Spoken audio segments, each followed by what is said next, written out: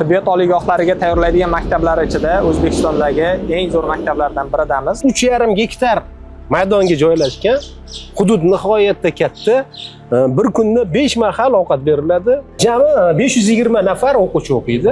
Shundan 310 tasi yotoqxonada. Shundan 310 tasi yotoqxonada. Sport maydoni, sport zali va basseynimiz bor. Va davlatimiz tomonidan ta'limga e'tibor berilayotgani bu mana bu yaqqol namunalari bu. Hech qanday mubolag'a yo'q. Hech qanaqa bir bo'rttirish yo'q. Mana o'quvchi o'qiydi, ovqatlanadi, hamma tomonlama barkamol bo'lishi uchun prezidentimiz tomonidan barcha sharoitlar yaratib qo'ygani mana isboti bu. Bu ijodiy ishda hammasi o'zimizning maktabimizda 7-sinfdan 11-sinfgacha bo'lgan o'quvchilarimizni o'zlarini to'plagan kolleksiyalar hisoblanadi. Qizigandan keyin suvi bug'lanib mana bu yerda xolodilnikdan kondensatlanib mana bu kolbada yig'iladi. Quyultirilgan moloko bu yerda hosil bo'ladi. Bizning darslarimiz ertalabki 8 dan kechki 6 gacha bo'ladi. Ertalabki 8 dan soat 3 gacha o'zimiz shug'ullanamiz va 3 dan 6 gacha darslarimiz bo'ladi. Ustoz nega odam qariydi, nega odam o'ladi degan savollar ham berishadi ular. Hozir koridordan yurib ketayotgandik. Ustoz to'xtatdik va mana bu yerda qushlarning ovozi keldi. Shuni ham bir ko'rsatib o'tib ketaylik deb iltimos qildik. Yotoqxonamizdagi yashaydigan o'quvchilarimizga tunu kun nazorat o'rnatilgan. Juda yaxshi maktab, zo'r maktab.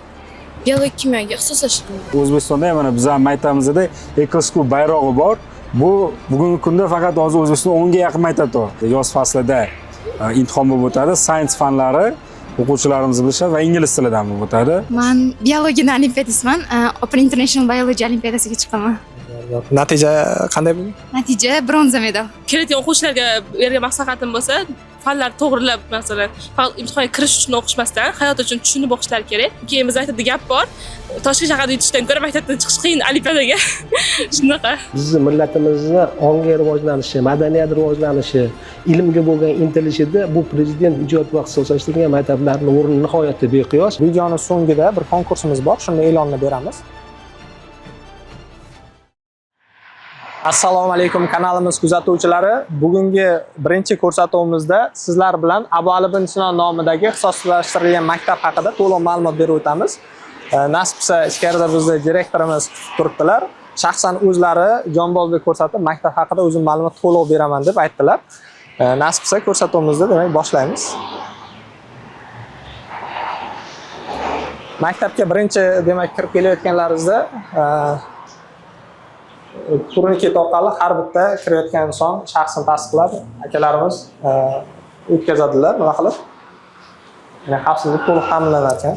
Yani begona shaxs kira olmaydi, yo'q hudud to'liq. Toshkent shahrida joylashgan ixtisoslashtirilgan ta'lim muassasalari agentligi tizimidagi Abu Ali bin Sino maktabi bugungi kunda tabiiy fanlar va xorijiy tilga ixtisoslashtirilgan bo'lib, unda kelajakda tabiiy fanlar bo'yicha yetuk mutaxassislar yetishib chiqadi. Tibbiyot oliygohlariga tayyorlaydigan maktablar ichida O'zbekistondagi eng zo'r maktablardan biridamiz. Nasib qilsa bugun sizlar bilan bu maktabni to'liq har bitta joyigacha ko'rsatib chiqishga harakat qilamiz va qanday qilib bu maktabga kirish mumkinligini, bundan tashqari qanday qilib imtihonlardan o'tish kerakligini, undan tashqari sharoitlar haqida ham gaplashib o'tamiz. Demak, boshlaymiz. Ustozimiz bizni kutib turuvdilar. Salomlashdik yana bir marta. Assalomu alaykum. Alaykum assalom. Xushkepsiz. Salomimiz. Maktabimizga xursand bo'ldik ustoz. Taklifimizga yo'q demasdan o'zimni to'liq tushuntirib beraman deganingiz uchun. Rahmat. Maktabimiz to'g'risida zo'r taassurot bilan ketasizlar degan men aniq ishonchim bor. Chunki bu har qanday insonda zo'r taassurot uyg'otadigan maktab. Eng iqtidorli o'quvchilar mana shu yerda o'qiydi.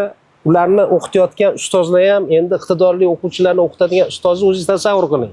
Masalan, bular ham har bittasi masalan shu juda ham bir IQ darajasi juda ham katta bo'lgan o'quvchilarga dars o'tish uchun bu yerda zo'r ustoz bo'lish kerak. Albatta, ana shu ustozlarni mana joylar ishlayotgan maktabi va tarbiyachi pedagoglar va umuman bu jamoa hammasi mana maktabimizda shu kelajakda ximiya, biologiya, tibbiyot sohasida zo'r mutaxassislarni yetishtirib berish uchun hamma kamar bastib berdi. Shuning uchun bu maktabdan taassurot zo'r chiqib ketishiga men aniq ishonaman. Ustozimizni tanishtirsak, Bek Baxtiyor Muratxo'jayev bo'ladilar ustozimiz. Men aynan ustozni o'zlaridan intervyu olish uchun kelmoqchi edim. Oldin Shayxontohur ixtisoslashtirilgan maktabda ishlardilar ustoz. Keyin bu yerga o'tdilar. Ustozni men juda ham hurmat qilaman.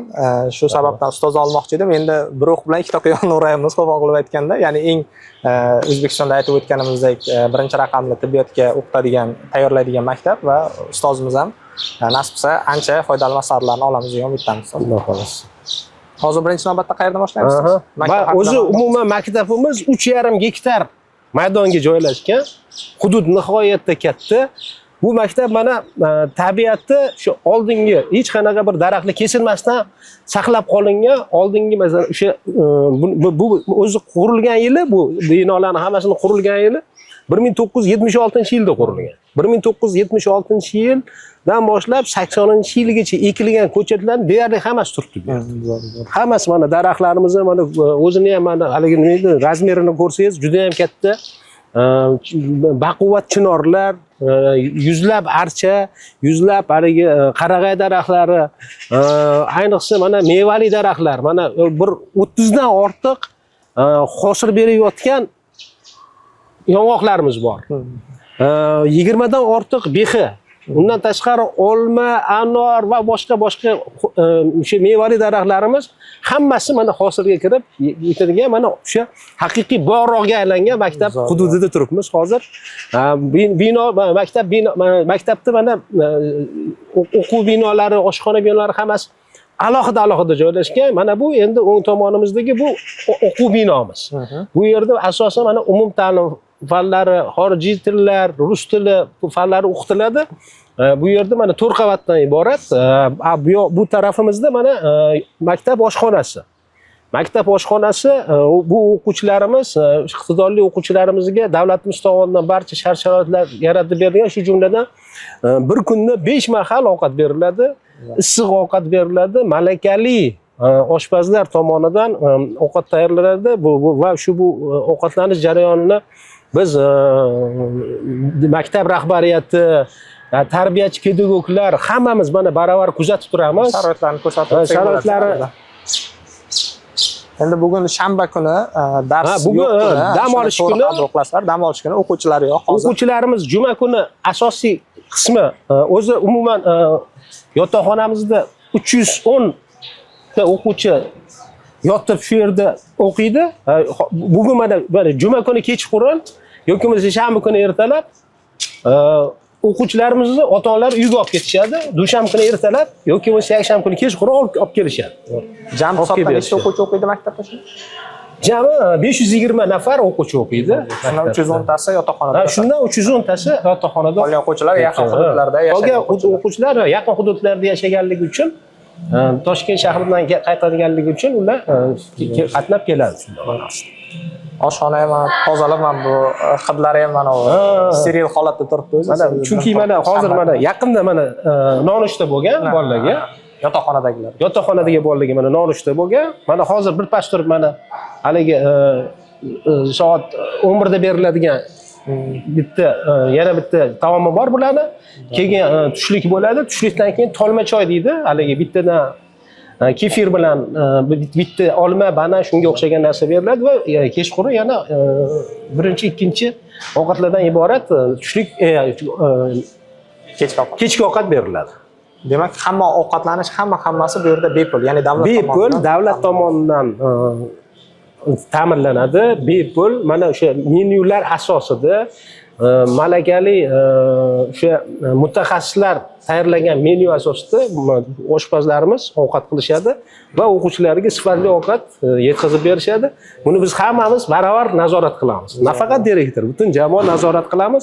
Agar mana ovqatda bironta bir kamchilik bo'ladigan bo'lsa, biz darhol shu oshpazlarga, bu tadbirkor, bu yerda ishlab faoliyat yuritayotgan tadbirkorga darrov biz o'sha o'zimizni tanbehimizni beramiz. Bu yerda mana o'quvchilarimiz juda ham bir o'zlarini ilm bilan band qilgan o'quvchilarimiz. Ular baribir endi nima deydi? O'quvchilar juda ham ko'p dars qilganning hisobiga ular charchab qolishi mumkin. Shuning uchun ularni asosan mana shu hududimizda sport maydoni, sport zali va basseynimiz bor.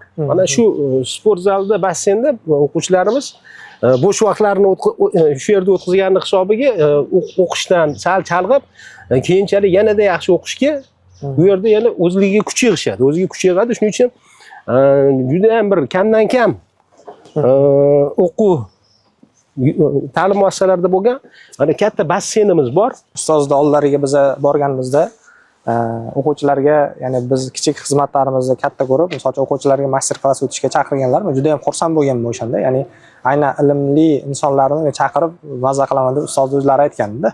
Ya'ni shaxsan o'zlari o'sha boshlab berganlar o'sha nimani suhbatimizni nima qilib o'quvchilar uchun. Men juda ham xursand bo'lganman o'shanda. Undan tashqari u maktabda ham maktabda bog'i kichkina edi u yerda eslasak, lekin u yerdan ham juda ham nima desam ekan, maksimal darajada zo'r foydalanilganda. Ya'ni bolalarga nima uchun imkoniyat bergansiz aynan o'sha yerda hayvon boqib, misol uchun joyi kichkina bo'lsa ham misol uchun bo'lishi mumkin deb, misol uchun sasib ketadi yoki bo'lmasa har xil xillar chiqadi demasdan bolalarga misol uchun hayvonlarni boqishga ham imkoniyat bergansiz. Nasib bo'lsa u videoni ham qo'yaveramiz orada olib, nima qilib, shu haqida o'zingiz fikrlar bersangiz. Endi xuddi bu yer mana bu Abu Ali ibn Sino nomli ixtisoslashtirilgan maktab to'liq tabiiy fanlarga yo'naltirilgan. Shayxontohur ixtisoslashtirilgan maktabimizda esa u yerda ikkita yo'nalish bor. Bittasi aniq fanlar yo'nalishi, ikkinchisi tabiiy fanlar yo'nalishi. Ana shu tabiiy fanlar yo'nalishidagi o'quvchilarimizga amaliy o'sha o'qiyotgan narsalarni amaliy ko'rsatish uchun biz o'sha yerda kichik hayvonot bog'i tashkil etganmiz. Kichik jonli burchak endi deb hayvonot bog'i emas, endi jonli burchak desak bo'ladi. Ana o'sha yerda mana juda ham ko'p mana hayvonlar, mana 60 ga yaqin hayvon turlarini biz o'tda boqdik va u yerda shunga sharoit yaratib berdik va bolalarga o'sha tabiatga nisbatan, ekologiyaga nisbatan yaxshi munosabat o'rgatish maqsadida bu ishni qilganmiz asosan. O'sha yerda o'quvchilarimizni o'zi qaraydi. Quyonlarni mana agar quyonlar qanaqadir och qolib ketmayapti, uydan ham bir narsa ko'tarib keladi yoki bo'lmasa o'sha yerda mana tovuqlar qilib qo'yganmiz, mana o'sha tuxumini masalan kimgadir berib turib donga almashtirib keladi. Keyin uni tegini bir haftada bir marta mana navbatim bo'lsin iltimos deb o'quvchilarni o'zi, biz u yerda hech qanaqa majbur qilmaganmiz. O'quvchilarni o'zi mana navbatim bo'lsin, men bugun tozalayman deb shu hayvonot shu jonli burchagimizni tozalashga ishtirok etadi. Kimdir uydan yana mana hayvoncham bor edi, shuni iltimos shu yerda boqsak maylimi deb uni olib keladi. To'tilarimiz, qushlarimiz, kakliklarimiz, tovuslarimiz hammasini o'zining ishqibozlari bor. Yana o'sha chetidagi o'sha panjaraning chetiga internetdan bemalol shu hayvon to'g'risida ma'lumot olish uchun alohida tablitsalar o'sha nima deydi? QR kodlari bilan ma'lumotlarni qo'yib qo'yishadi.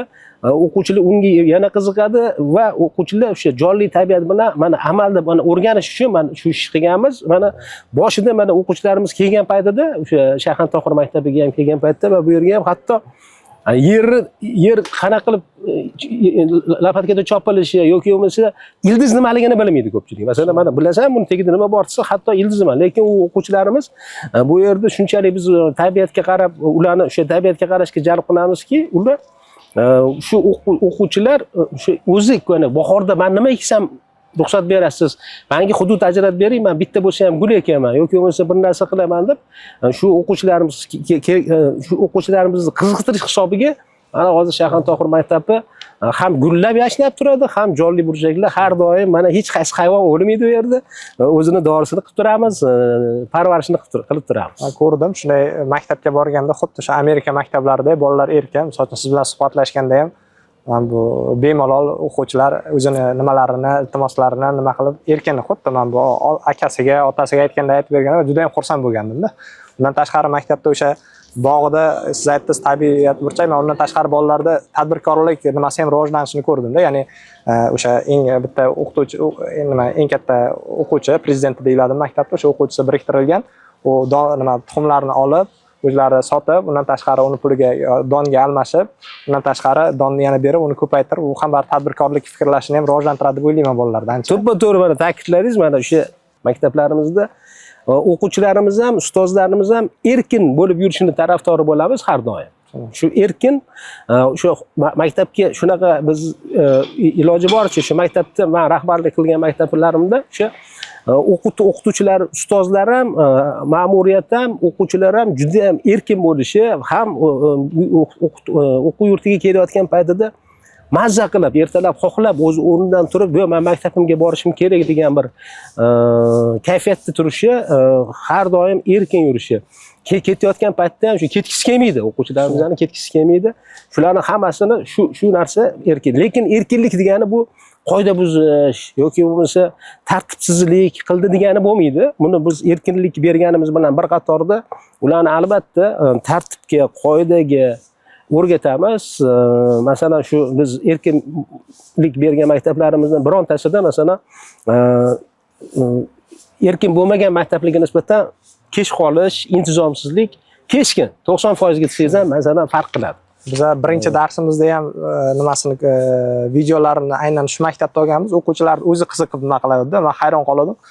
Misol uchun darsdan keyin ketdi, o'zi ketsa bo'lardi, lekin yo biz qolamiz deb videoga o'zlari tushib berishdi. Hech kim ularni majburlashmaganda men hayron qolgandim juda.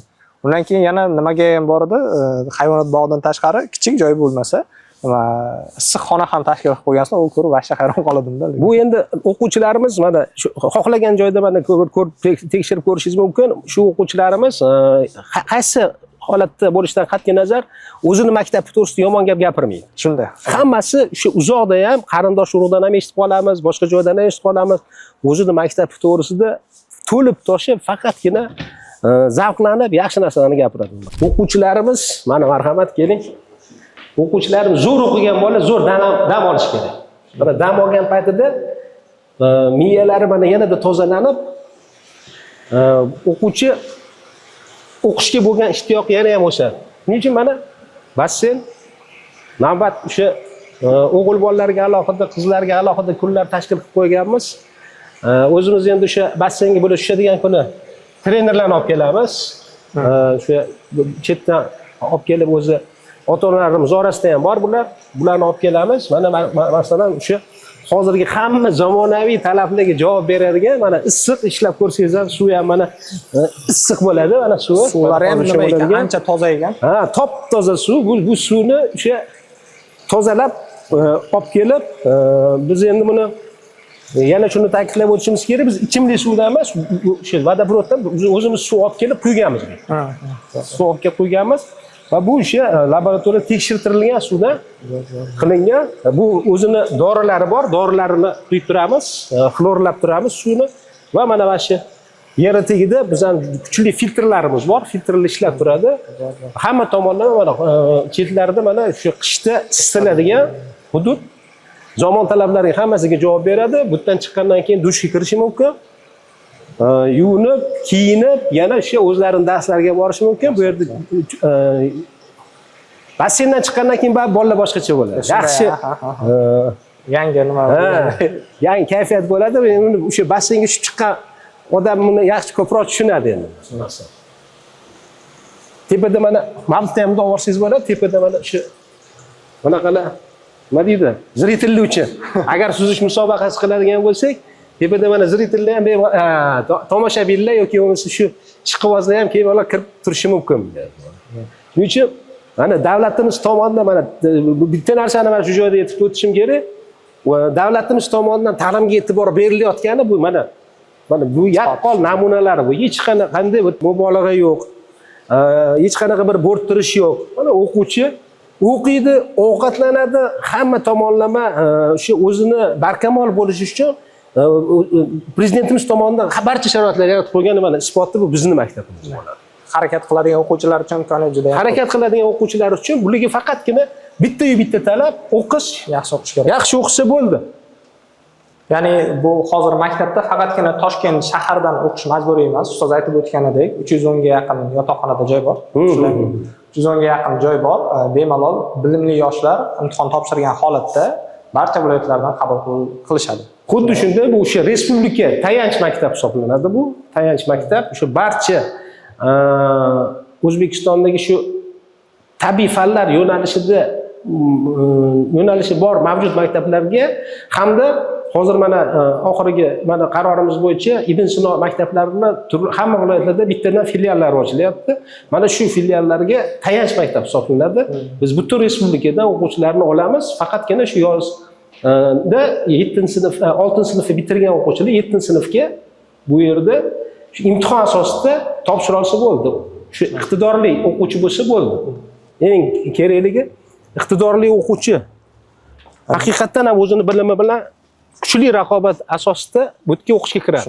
Buni biz tan olishimiz kerak, o'qishga kirish qiyin. To'g'ri. Chunki raqobat juda kuchli. Video sizga qiziqarli bo'layaptimi? Foyda olayapsizmi? Izohga o'z fikrlaringizni qoldiring, like bosing va aynan shu maktabga topshirmoqchi bo'lgan tanishlaringizga yoki bo'lmasa ota-onalar bo'ladigan bo'lsa, ularga yuborib qo'yishingiz mumkin. Hozir biz basseynni ko'rgandan keyin endi laboratoriya tarafga yo'l olyapmiz. Sport zalimiz ham barcha sharoitlar yaratilgan. O'sha o'quvchilar jismoniy barkamol bo'lishlari uchun barcha jihozlar ham olib keltirilgan sport zaliga. O'sha trenajyorlar, zalimiz katta, yangi, to'liq ta'mirdan chiqqan, ichida shu dushlari, hamma narsasi ishlab turadigan sport zalimiz bu yer. Bu endi mana hozir shu ixtisoslashtirilgan maktablarni o'quvchilari uchun mana ixtisoslashtirilgan fanlar o'tish uchun mana shu maxsus mana laboratoriyalar joylashgan bu yerda. Bu endi bu laboratoriyalar menimcha O'zbekistonni juda ham ko'p joylarda yo'q, juda ham kam. Eng oxirgi jihozlar bilan jihozlangan. Mana marhamat sizlarga ko'rsatishimiz mumkin bu narsani.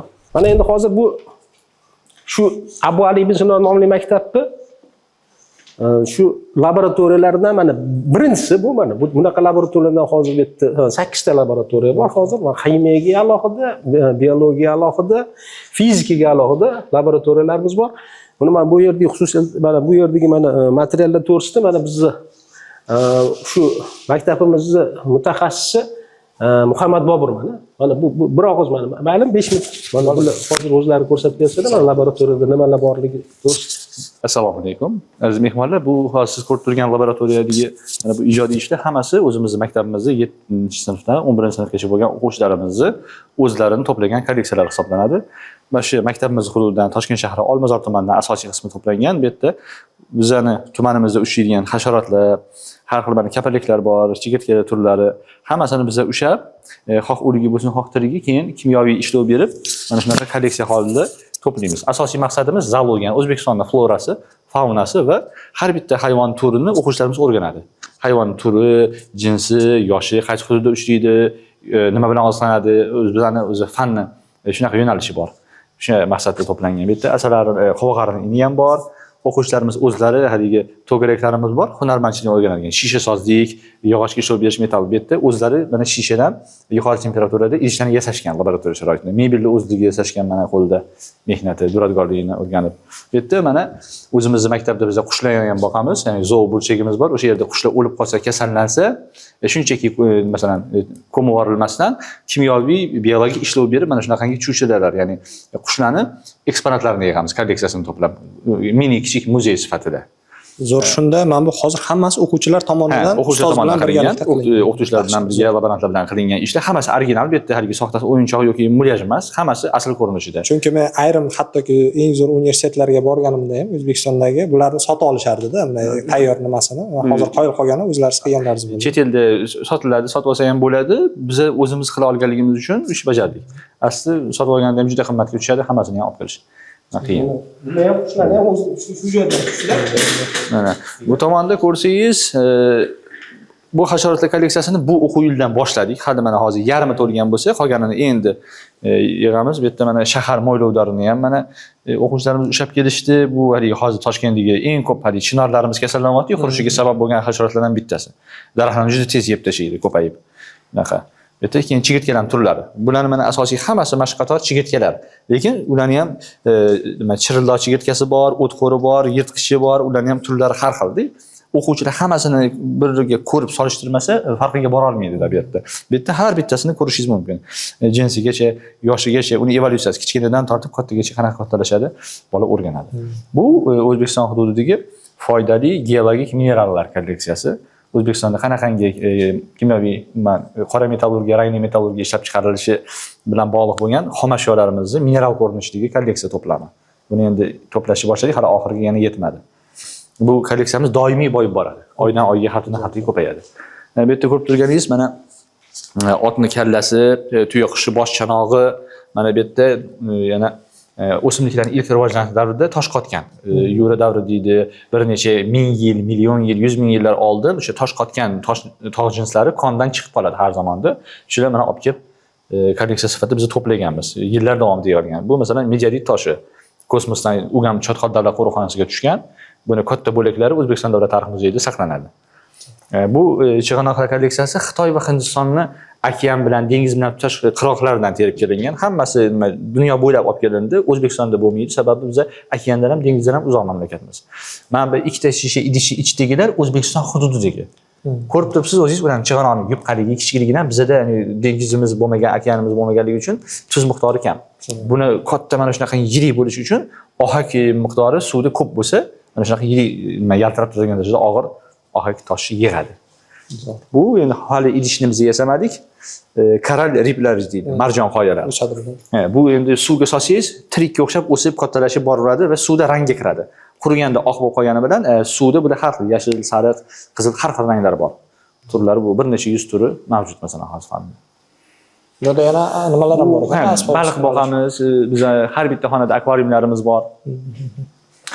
Bu laboratoriyamiz, o'quv laboratoriya moslashtiriladi. Har hafta, ya'ni qaysi sinf tushadigan bo'lsa, xonani shunga qarab o'zgartiramiz. Doimiy nima harakatda bo'ladigan laboratoriya. Nima texnikalar haqida ham qisqa ma'lumot berib ketsangiz. Bu laboratoriya asbob uskunalarimiz bizning maktab mana respublika bo'yicha tayanch maktab hisoblanadi. Bitta kimyo biologiya faniga ixtisoslashgan maktab bo'lganligi uchun nima boshqa maktablarda masalan amalga oshirish qiyin bo'lgan ishlari yoki laboratoriya ishlari bilan bog'liq hamma masalani o'qituvchida bu tayanch markazi bo'lganligi uchun shu yerga kelib o'rganib, biz ham o'quvchilarni nima o'qitamiz ham boshqa umumta'lim maktabi bilan agentlik tizimidagi maktablarni kimyo fani o'qituvchilarini ham shu yerda o'rgatib, tayyorlanib, hatto malakani oshirish institutida ham darslarning 3dan 1 qismi bizning maktabda masalan o'tib beriladi o'qituvchilarimiz tomonidan. Ya'ni ustozlar ham kelgan holatda bemorlar. O'qituvchilarni ham biz ya'ni o'rgatamiz, bu yerdan o'rgangandan keyin o'zining maktabini yana ko'radi. Bu yerdagi aksariyat jihozlarimiz masalan oddiy umumta'lim maktablarida yo'q.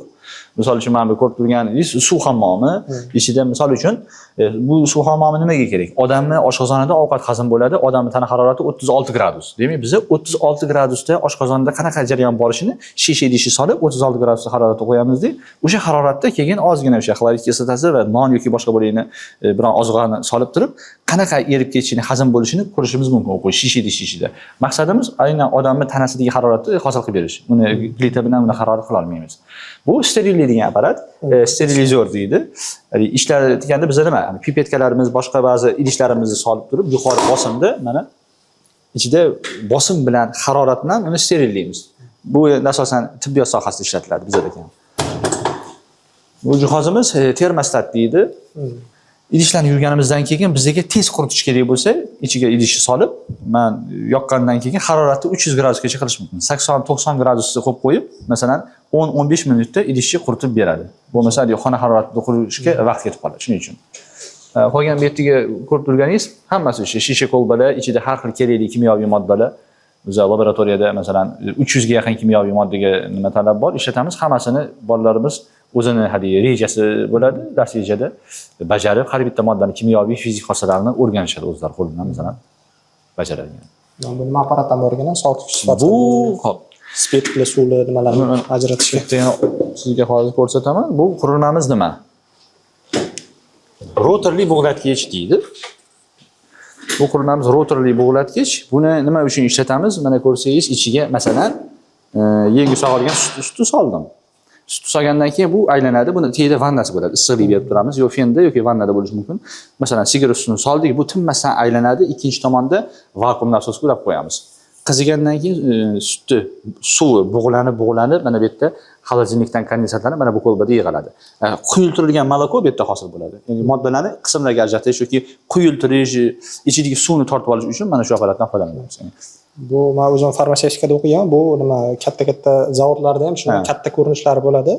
Aytganingizdek, bu yerda mana bu suv sovutib bergandan keyin suv tushadi, mana bu yerda asosiy dori vositasi qoladi nima qilib. O'sha sifatdan foydalanadi. Yo bo'lmasa spirtli aralashmasi qoladi, suv spirt chiqib ketib, suvlar aralashmasi ham qolishi mumkin. Sanoatda endi haligi tonna sig'adigan fraksiyadan ishlatiladi. Bu laboratoriyadagi eng kichikroq variantlardan. Buni biz kam ishlatamiz o'quv jarayonida. Asosan hali haydash sistemamiz bor. Bu bundan ko'ra yaxshiroq. Bolalar uchun ancha nimada shu katta laboratoriyani kichikllashtirilgan holatda ancha o'rganib tayyor holatda boradi nimaga? O'simlikdan dorivor moddalar ajratib olishga imkoniyat sharoitimiz bor. O'quvchi ilmiy ishlarni olganda loyiha ishlari bor. Bizda 4-chorakda bajariladi. Beramiz. Kimdir yantoq, kimdir namatakni, yana kimdir yalpiz o'simligini, rayhondan moyalarni ajratib olishda buni 4-chorakda asosan ishlatiladi. Ham bu narsani ta'kidlash kerak. Bu yerda shu hamma narsa reagentlar ham aniq ishlatiladi. Mana shu ishlatiladi. Mana hech qachon mana bir joyda turib yoki bo'lmasa o'quvchilarning nomiga bir mamka qo'yib qo'yish degan narsa yo'q bu yerda. Hammasi mana ishlatiladi, tugaydi. Biz yana boshqa buyurtma beramiz va yana olib butikka kelamiz. O'sha laboratoriya ishlari barcha o'sha 7-sinf, 8-sinf hamma o'sha sinflardagi o'sha laboratoriya ishlari ham mana amalda bajariladi. Amalda bajarilishi uchun mana mahsul mutaxassislar qo'yib qo'yilgan. Bu yerda sut emizuvchi hayvonlar, umurtqali hayvonlarimizni kolleksiyasini to'plaganmiz. Asosiy maqsad bular bolalar o'rganadi. Turini, turkumini, masalan, sichqon bor, mushuk bolalari bor, qushlar bor. Keyin tuxumni sarig'i masalan qanaqa yetiladi, qo'yi bolalari, masalan, mushuk. Har bittasini o'quvchilarimiz mana baliq turlari, turkumini o'rganishi kerak bo'ladi-da. Masalan, qo'yi yuragi, yurak qon aylanish sistemasi mavzusida o'tiladi. Baliqlarning har xil turlari bor. Bularning hammasi dars jarayonida zoologiya fanida o'rganiladi. Nima uchun buni kimyoxonasida turdi desangiz, bu hayvonlarni kimyoviy ishlov berish, mana shunday preparatlarni tayyorlash hammasi kimyogarlar vazifasi.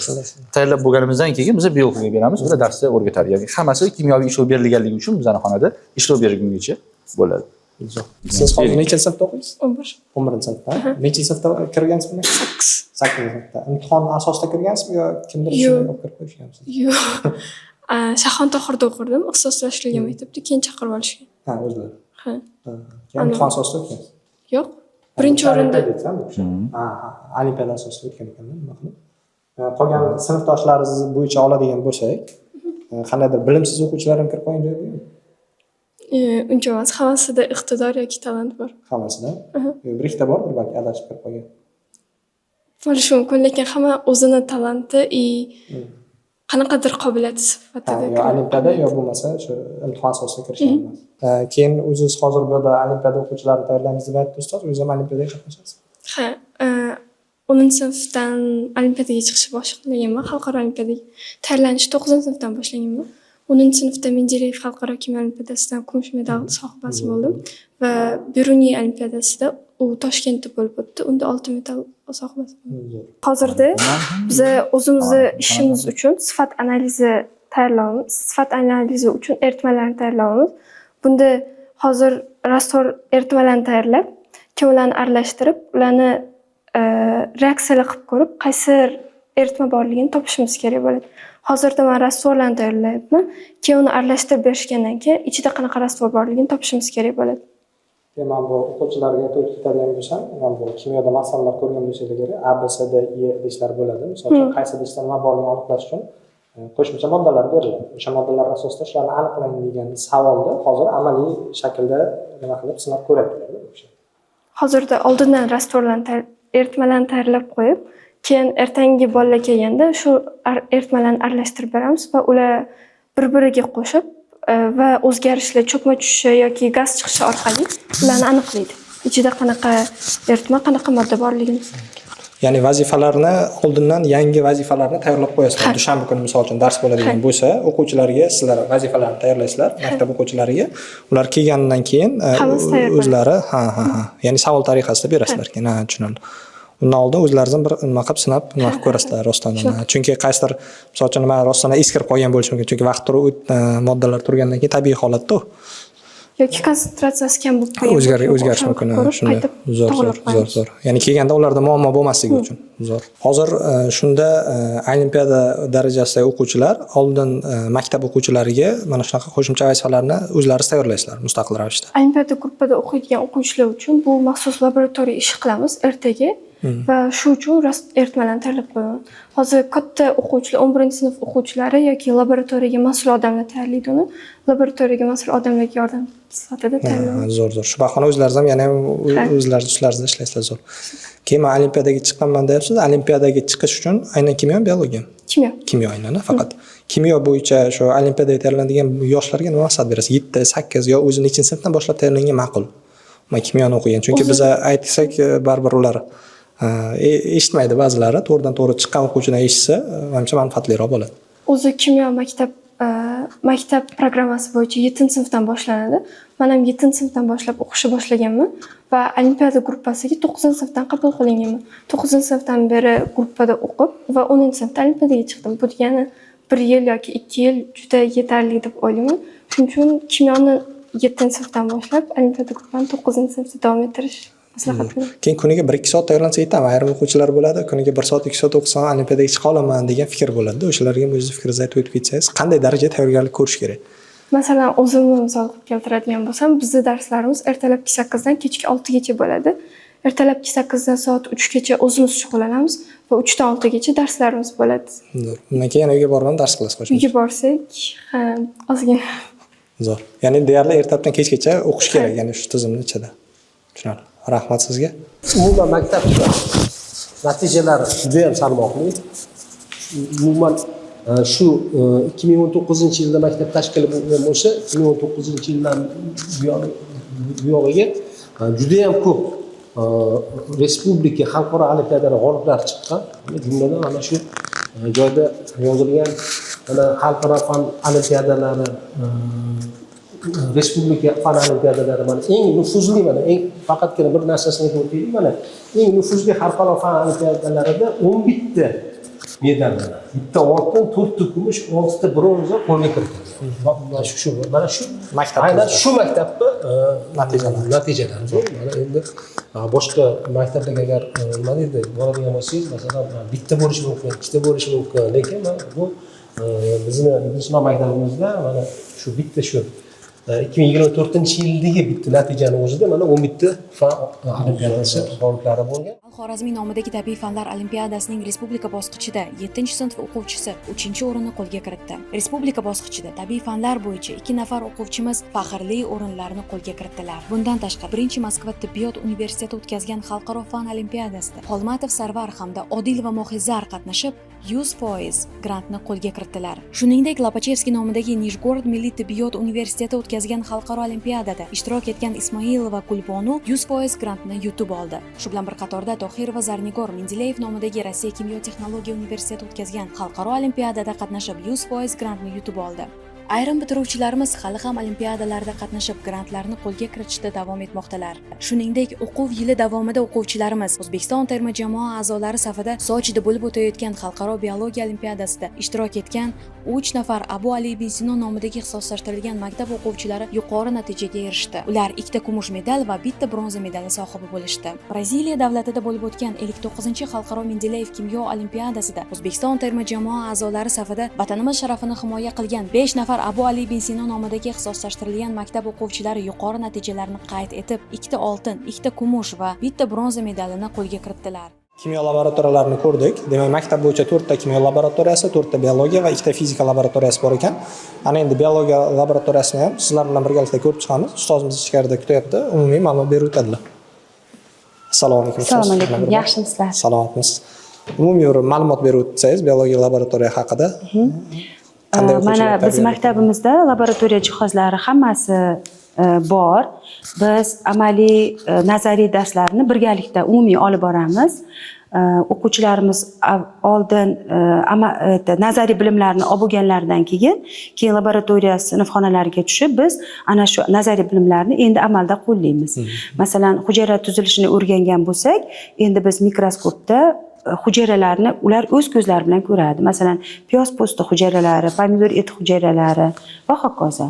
Yoki bo'lmasam o'sha hujayralar tarkibidagi organik moddalarni o'rganish jarayonida ham o'sha kartoshka o'simligida haqiqatda kraxmal borligi yoki tuxum oqsilida haqiqatda oqsil borligini laboratoriya xonalarida tajribalar asosida bolalar o'z ko'zlari bilan ko'rib, o'zlari bajarib o'rganadilar. Hozir mana bu tibbiyot darajasida ham shunda o'rganiladimi, nima qilib o'quvchilarga? Ha, endi masalan nima deydi? Nimasi bor ekan? Bu yerda bizda birinchi havo yetmaganda birinchi yordam ko'rsatish jarayoni bu model orqali tushuntiriladi. Masalan, suvda cho'kkanda yoki o'sha havo yetishmay qolgan paytlarda hushdan ketganda birinchi yordam ko'rsatish mana shu model orqali amalga oshiriladi. Bizda yana bundan tashqari mana boshqa laboratoriya xonalarimizda tirik organizmlarning formalin suyuqligiga solingan ho'l preparatlari bor. Haqiqiy qotirilgan holatlari ham bor. O'z ko'zlari bilan ko'rib o'rganadi, o'z qo'llari bilan bajarib o'rganadi. Boya kimyoxonasida ko'rganimiz, adashmasam, ular tayyorlab berishar ekan o'zlari, biologiya tahlil qilishar ekan. Laborant ustozlarimiz, pedagog xodimlarimiz hamma narsani tayyorlab beradi va biz birgalikda amalga oshiramiz. O'quvchilarimiz nima deydi, bilimlarining kengayishi albatta laboratoriya ishlariga ham bog'liq, amaliy ishlarga bog'liq. Yo'da har bitta nimani, menimcha organda nimalari bor? Organlarning o'sha modellari ko'rsatilgan, yurakning tuzilishi, oshqozon tuzilishi, terining tuzilishi yoki mana buyraklarning tuzilishi. Bu bizda nima deydi? Mana shu modellar juda ham katta asqotadi-da. Buni mana bolalarga ko'rsatib, biz tirik buyrakni kesib o'rgana olmasak-da, mana bu joyda hamma jarayonlarni biz shu model o'zidayoq ko'rsatib bera olamiz. O'sha buyraklarda siydikning hosil bo'lish jarayonlari, buyrakning ichki tuzilishi va buyrakning ishlash mexanizmlarini mana shu model orqali ko'rsatib bera olamiz. Ya'ni har bitta nimani, organning nimasi bor, modeli bor. Har bitta organning kerakli, hamma o'sha nazariyaga mos keladigan har bitta organ modellari bor bizda. O'quvchilar eng qiziqib o'rganadigan organ qaysi ustoz? Mana shunaqa haqida ma'lumot. Eng qiziqib o'rganadiganlar hozirgi kunda aynan mana 8-sinflarimizda nerv sistemasining tuzilishi. Ular juda ko'p nerv hujayralari bo'yicha savol beradi. Keyin ularga aytaman, ko'p jihatlari o'rganilgan, lekin hali 100% o'rganilmagan. Kelajakda sizlar yana o'zlaringiz o'rganasizlar. Ustoz, nega odam qariydi, nega odam o'ladi degan savollar ham berishadi ular. Albatta bu nerv sistemaga, to'g'ri ovqatlanishga, sog'lom turmush tarziga amal qilish kerak bo'ladi, bog'liq bo'ladi. O'zi menimcha eng qiyin tushuntirish bo'lgan mavzu ham nerv sistemasi. Shunday, shunday. Keyin yana shunaqa mavzular bor, masalan, sezgi organlarining tuzilishi, ko'zning tuzilishi, quloqning tuzilishi, ular shunaqa savollar berishadi. Ko'zi ojiz odamlar qanday ko'radi deb. Ko'zi ojiz odamlarning ko'rish qobiliyati boshqacharoq bo'ladi. Ular boshqa narsa orqali his etib bilib oladi atrofda nimalar borligini. Ular juda ham qiziqadi o'quvchilarimiz. Rahmat ustoz, sizga kattakon, ancha foydali ma'lumotlarni oldik. Mayli, sog' bo'linglar. Video sizga qiziqarli bo'layaptimi? Foyda olayapsizmi? Izohga o'z fikrlaringizni qoldiring, like bosing va aynan shu maktabga topshirmoqchi bo'lgan tanishlaringizga yoki bo'lmasa ota-onalar bo'ladigan bo'lsa, ularga yuborib qo'yishingiz mumkin. Maktabimizda nafaqat tabiiy fanlar, barcha fanlarga mana urg'u beriladi. O'sha chuqurlashtirib ximiya, biologiya fanlari chuqurlashtirib o'tiladigan bo'lsa, bu fanlarimiz mana bu noixtisos fanlar, mana fizika, matematika, bular ham xuddi shunaqa mukammal tarzda o'sha sifatli ta'lim asosida mana darslar yo'lga qo'yiladi bu yerda ham. Bu umuman prezident ijod ixtisoslashtirilgan maktabga kirib o'qiydigan bolalar bitta yo'nalishda o'qimaydi ular. Ular barcha fanlarni bilishi shart. Chunki ular kelajakda xalqaro simpoziumlarda nutq so'zlash mumkin, seminarlarga qatnashadi, xalqaro tadbirlarda bo'ladi bular. Bular bemalol u yerga borganda, masalan, ingliz tilida shu o'zini fani bo'yicha, o'zini mutaxassisligi bo'yicha bemalol gapira oladigan yoki bo'lmasa juda ham yaxshi bir tashkilotlarda ishlash qobiliyatiga ega bo'lgan o'quvchilar bo'lishi maqsad qilingan. Shuning uchun bizda faqatgina shu 2-3 fanga urg'u bermaymiz. Biz shu hamma fanlarni mukammal, sifatli qilib, shu ayniqsa shu mana umumta'lim fanlarini interfaol usullarda noan'anaviy darslar tashkil qilib, shu qanaqadir shu kreativlikka, shu yangilikka asoslangan holda darslar o'tishga harakat qilamiz. Shuning uchun ham mana fizika xonamizda ham, fizika fanimizda ham mana laboratoriyalari va hamma narsamiz mana jihozlangan. Mana bu yerda malakali mutaxassis mana shu sohani mana olimlardan biri bo'lgan mana o'qituvchi dars o'tadilar va bu yerda hamma narsa mana sharoitlarimiz fizika fandan ham mavjud. Xuddi shunday boshqa o'sha hozirgi asosiy o'quv korpusimizda umumta'lim fanlarini ham hammasi o'sha yaxshi, o'sha zarur narsalar bilan, ayniqsa aktiv doskalar bilan, interaktiv doskalar bilan jihozlangan. Hozir endi shu sinflarimiz soni agar 52 ta bo'lsa, 52 ta faol doskamiz mavjud. Keyin tashqarida o'quvchilarni ko'rdim, bu yotoqxonadagi o'quvchilar ham menimcha. Bu yotoqxonadagi o'quvchilar bugun shanba, mana hammasi o'zini tarbiyachisi bilan birga qaraydi, mana chiqadi, xohlasa voleybol, basketbol, mana futbol maydonchamiz bu yer. Mana hammasi mana ko'ryapsiz, mana o'sha sport maydonchamizni atroflari mana daraxtlar bilan o'ralgan. Ekologik jihatdan mana toza ekologik muhitda mana bolalarimiz ta'lim olishadi, dam olishadi va xuddi shu ekologiyani asrash kerakligi to'g'risida ham mana bular ko'nikma o'z hosil qilishadi. Bular bir daraxt sindirmaydi yoki bo'lmasa bir qanaqadir zarar keltirmaydi. Hammasi mana iqtidorli bo'lganligi bilan bir qatorda odob axloqqa ham o'sha kerakli normada mana odob axloqqa xuddi shunaqa bo'ladi. Bu yerda ham issiqxona bor ekan. Bu yerda ham mana issiqxona tashkil qilingan, ichida hozir ko'rib o'tsak bo'ladi. Hozir koridordan yurib ketayotgandik, ustoz to'xtatdik va mana bu yerda qushlarning ovozi keldi. Shuni ham bir ko'rsatib o'tib ketaylik deb iltimos qildik. Bu yerda jonli burchak bor ekan, ko'rishlaringiz mumkin. Har xil turga mansub to'tira, sala, anadika, kanariyka hammasi belgilangan boqamiz. O'quvchilar endi o'zlari ko'paytirishadi, zo'r burchak qilib yetishtiramiz. Polaponlar ilning ichida bolalari ham bor, ochgan, hali yosh ular. O'zimiz ko'paytiramiz shu maktabda. Mana hozir o'sha men sizga boya aytib o'tdim, o'sha 5 mahal ovqat o'quvchilarga yaratilgan sharoitlardan undan tashqari mana yotoqxonamiz bor. Yotoqxonamiz mana 310 o'ringa mo'ljallangan yotoqxona. 310 ta o'quvchi mana hozir mana yashab turadi bu yotoqxonada. Yotoqxonamizdagi yashaydigan o'quvchilarimizga tunu kun nazorat o'rnatilgan. Mana ertalab soat 8 dan 3 gacha mana bular o'qishda bo'lishadi. Bu yerda o'qituvchilar, sinf rahbarlari nazorat qilishadi. Soat 2 dan boshlab bu yerga tarbiyachilar kelishadi. O'sha tarbiyachilarning hammasi oliy ma'lumotli, shu mutaxassislikda o'qigan mutaxassislar. Ular ham bunaqa tarbiyachi deganda oddiy bir ko'chadagi odam tushunish kerak emas, shu bog'chaga o'xshagan emas. Mana bu shu tarbiyachilarimiz shu tarbiyachi pedagog deyiladi bizda.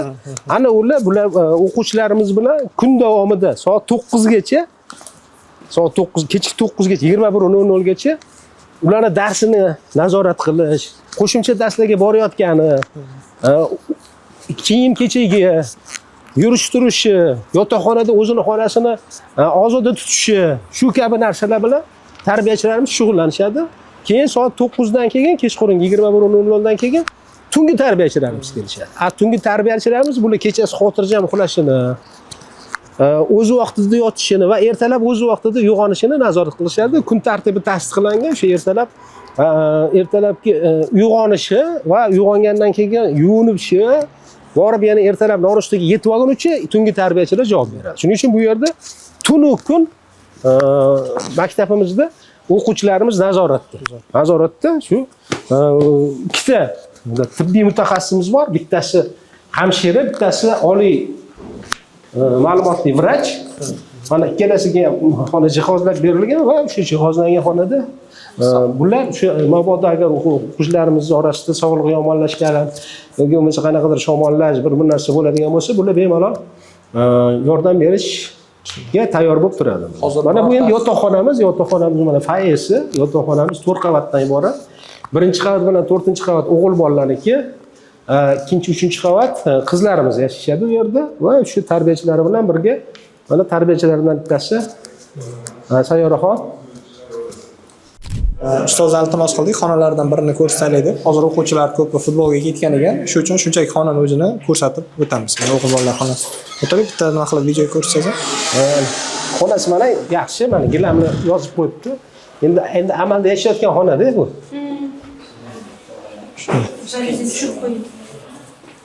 Tushirib qo'ygansizlar. Maktabda kattaligini ham ko'rishlaringiz mumkin. Uzunligini qaranglar. Mana shu yerdan oxirigacha maktabga ketganiga juda ham uzun. Ustozga rahmat aytaman. Yotoqxonalarni ham ko'rsatdi. Ko'rdingizlar deb o'ylayman. Hech qanaqa tayyorgarlik bo'lyapti. Ya'ni o'ylamanglar, qanday tayyorlab qo'yilgan, vaqt qo'yilgan. Chunki biz ustoz bilan suhbat qilishga keldik o'zi, to'g'risi. Men hamma joyda ko'rsatasiz degan nimani qilmagandim. Birdaniga maktabni ham to'liq ko'rsatib ketaylik deb iltimos qildim. Ustoz yordamimda. Bu endi maktab hududi kattaligi mana o'quvchilarga yana ham qulay sharoit yaratadi. Mana o'sha bo'sh vaqtlarida endi bu bo'sh vaqtni tashkil qilish juda ham muhim. Masalan, mana uyda agar ko'pchilik ota-onalar mana oxirgi paytda mana tarbiyamizdagi nuqsonlardan ham bittasi ota-ona deyarli farzandlari bilan juda ko'p shug'ullanmaydi. Kam gaplashadi. Juda ham kam gaplashadi. Ular bilan bo'sh vaqtini qanday tashkil qilayotganligini juda ham ko'p ota-onalar hozir unaqa qiziqmaydi va o'quvchilar ko'proq o'sha ijtimoiy tarmoqlarda, gadjetlarda o'tiradi. Shuning uchun mana o'sha ijtimoiy tarmoqqa qarab tarbiyasi o'shaga qarab ketadi o'quvchilar. Lekin bizda shu o'quvchilarimiz bo'sh vaqtini to'g'ri tashkil qilish uchun boyagi mana aytgan tarbiyachilarimiz mana har 25 ta bolaga bittadan tarbiyachi qo'yilgan. 25 ta o'quvchiga bitta tarbiyachi. O'sha tarbiyachi buni to'g'ri tashkil mana qaysidir bir futbol o'ynashi mumkin, kimdir voleybol o'ynashi mumkin. Keyin o'sha o'zini grafikimiz bor, grafik bo'yicha basseynga olib borishimiz mumkin. O'quvchini shu qanaqadir paytida albatta dars qilib o'tirishi mumkin. Lekin mana o'sha telefondan ham biz cheklamaymiz. Telefonda ham mana qanaqadir bitta paytda, kunni qaysidir bitta paytida telefonni bolalarga beramiz. Mana 2 soat, 3 soat bemalol telefonda ota-onasi bilan gaplashib olishi mumkin. Telefonda boshqa bir ma'lumotlarni olib olishi mumkin. Lekin kechasi soat 21:00 dan boshlab biz telefonni yana yig'ib olamiz. Yig'ib olamiz, bola kechasi turli ijtimoiy tarmoqlarga kirmasin. Har xil tarbiyasini buzadigan, bironta bir sababchi bo'ladigan, tarbiyasini buzishga sababchi bo'ladigan ma'lumotlarni o'rganmasin-da. Biz kechasi soat 21:00 yotishdan oldin telefonlarini yig'ib, kunduzgi tarbiyachi 21:00 da telefonni yig'ib, tungi tarbiyachiga topshirib ketadi. Assalomu alaykum, yaxshimisiz? Charchamaysiz? Ha, yaxshi. Nechinchi sinfda o'qiysiz? 8-sinf. Maktabda, yotoqxonada turasizmi? Ha. Sharoitlar qanday? Sharoitlar yaxshi, hamma sharoitlar. O'zingiz qayerdan? O'zim Namangandan. Namangan. Gapiring. Bu yerda faqat Toshkentdagilar o'qiydimi yo boshqa viloyatdan kelgan? Yo'q, har xil 12 ta viloyatdan kelgan. Ham o'qiydi. Maktabga qanday kirib qolgansiz? Maktabga shu 2 yil davomida tayyorlanib kirganman. Ismingiz nima? Sarvar. Sar, necha sinfda o'qiysiz? 8. 8da. Yotoqxonada turasiz? Qayerdansiz? O'zim Qashqadaryodaman. Qashqadaryoda. Hozir kunlik rejalarsiz qanday bo'ladi? Taxminan dushanba kuni haqida ma'lumot bering. Dushanba kun o'zimizga belgilangan raspisiya bo'yicha dars qilamiz edi. Darsga kiramiz. Darsdan keyin fakultativlar bo'ladi. Belgilangan fakultativga kirib, undan keyin yotoqxonaga dam olish yoki futbol sport o'ynaymiz, futbol o'ynaymiz. Shunaqa narsalar bo'ladi. Kechqurun nima qilasizlar? Kechqurun o'shanga chiqib, o'shandan keyin dars qilib uxlaymiz. Telefonlaringiz rostdan doimiy olib qo'yib, nima qandaysidir muddatda yig'iladimi? Kechqurun uyqu vaqti bo'ladi. Nazoratchilar yoqadilarmi yo qanday qo'pol gapiriladi? Yaxshi. Qizlardan avval mana Qizlardan so'raylik. Assalomu Va alaykum assalom, yaxshimisiz? Rahmat. Necha sinfda o'qiysiz? Kelinglar bola. 8-sinf. Qayerdansizsiz? Qashqadaryodaman, Toshkentda turaman. Toshkentda yashaysiz, zo'r. Yotoqxonada turasiz? Yo'q. Yotoqxonada shu yerda. Nima uchun shanba kuni dam olishga yana maktabga nima qilardingiz? Shanba kuni o'zi fakultativlar qo'yilgan asosiy fanlardan o'sha tayyorgarlik bo'ladi. Kimyo, biologiya fanidan chuqurlashtirib o'tiladi. Hamma sharoitlar bor maktabda. Laboratoriya xonalari ham bor. Juda yaxshi maktab, zo'r maktab. Biologiya, kimyoga ixtisoslashtirilgan. Maktab kelish yoqadimi? Yoqadi. Oldin qaysi maktabda o'qidingiz? Oldin Shayxontohurda o'qirdim, keyin Ibn Sino. Shunda mana agar ahamiyat bergan bo'lsangiz, mana men direktorman, mana bemalol bolalar hech qanaqa bir hayajonlanmayapti, mana oldimda bemalol mana o'ynab, kulib yuribdi. Bolalarga bemalol mana erkinlik, shunaqa erkinlik beramiz. O'sha dam olishmi, dam olish. O'qishmi, o'qish. Tushundingizmi? Mana bu iqtidorli bola bo'lgandan keyin nafaqat o'qishi, bolaga masalan dam olishni ham qo'llash kerak. Ular o'sha o'z vaqtida damini ham olish kerak, o'z vaqtida o'qishi ham kerak. Shuning uchun o'quvchilarimizni har tomonlama barkamol qilib tarbiyalashga mana shuning uchun siz bo'ladi. Shunday. Mana bu yerda mana umuman o'qish emas, jismoniy nimani ham umuman biz bu yerda balandparvoz gap yo'q. Mana endi maktabga qabul bo'yicha va undan tashqari orqada issiqxonani ko'rib o'tdik. O'quvchilar, eko faol o'quvchilar ham juda ham ko'pligini aytib o'tdilar ustozimiz va shu bo'yicha Abdulaziz ustozimizdan ma'lumot olib o'tamiz. Endi bugun ko'ryapsizlar, dunyo shunaqa rivojlanyaptiki, turli xil davlatlarda ekologiyaga bo'lgan ekologiyani rivojlantirish masalasida juda katta o'zgarishlar bo'lyapti. Xususan O'zbekistonda ham bugun ekologiya sohasi alohida e'tibor qaratilmoqda. Xabaringiz bor, Zamin fondi ham tashkillashtirilgan. Juda ko'p shunga o'xshash tashkilotlar bor. O'sha ekologik madaniyatni shakllantirish va uni qo'llab-quvvatlash yuzasidan juda ham ko'p ishlar qilinmoqda. Shu yuzasidan mana O'zbekistonda ham mana bizning maktabimizda EcoSchool bayrog'i bor. Bu bugungi kunda faqat hozir O'zbekistonda 10 ga yaqin maktabda bor. Boshqa hech qaysi maktab bo'lgani yo'q. Buni olish ham o'ziga yarasha talablar bor. Va maktabimizni ko'rgan bo'lsanglar, juda ham ko'p ana ekofaol o'quvchilarimiz bor. Yashil, hamma joyda daraxtlar. Buni olish uchun o'sha o'quvchilarimiz chiqindilarni saralash qatnashadi. Ya'ni eko madaniyatni oshirish uchun o'sha xalqaro darajadagi ekspertlar kelib, maktabimizdan o'rganib, shunga qarab mos yoki mosmas degan bahoni berib, undan keyin berishadi. Mana ko'rdinglar, maktabda hamma joyida o'quvchilarimiz saralagan o'sha korobka alohida, baklashkalarni alohida qo'yishadi. Bu yerda mana bizada o'sha issiqxonalarimiz mavjud. Undan tashqari o'sha o'quvchilarimiz ertalab turib badan tarbiyalar qilishgan. Bu bayram olishi juda ko'p mashaqqatlar bor. Shuning uchun biz bu bayram bilan bemalol faxrlanib ayta olamizki, bugungi kunda Abu Ali ibn Sino maktabining o'quvchilarining barchasi ekologik faol va eko madaniyatga rioya qilishadi va barcha o'sha maktabimizda mavjud ekologik tadbirlarda faol bo'lib qatnashib kelishmoqda. Zo'r. Endi shu maktabga qabul bo'yicha ham aytib o'tadigan bo'lsak, endi asosan bizaniki shu ko'radigan o'quvchilar, o'qituvchilar, boshqa maktabda o'qituvchilar bo'ladi. O'quvchilarga ma'lumot berib o'tadi. Kimdir to'liq ma'lumot olmagan bo'lishi mumkin. Misol uchun kimdir saytga kirmaydi, nima qilmaydi, shunga to'liqroq ma'lumot berib o'tirsangiz yaxshi bo'ladi, boshidan boshlab. Albatta, bugungi kunda Abu Ali ibn Sino nomidagi ixtisoslashtirilgan maktabning filiallari ham ochilib kelyapti, ammo bizning maktab tayanch maktab hisoblanadi. Shuning uchun bizada o'sha Qoraqalpog'istondan Andijon viloyatigacha bo'lgan hududda barcha O'zbekistonning viloyatlaridan kelgan o'quvchilarimiz bor. Maktabga kirish tartibi o'sha 6-sinfni bitirib o'sha 7-sinfga o'tayotgan paytda ixtisoslashtirilgan ta'lim muassasalari agentligi tomonidan imtihonlar kuni imtihon topshirish bo'yicha o'sha yo'riqnomalar bo'ladi. O'sha bizning PIMU saytimizda. Ana undan keyin o'quvchilar o'sha 7-sinfga o'tayotgan paytda yoz oylarida, yoz faslida imtihon bo'lib o'tadi. Science fanlari o'quvchilarimiz bilishadi va ingliz tilidan bo'lib o'tadi.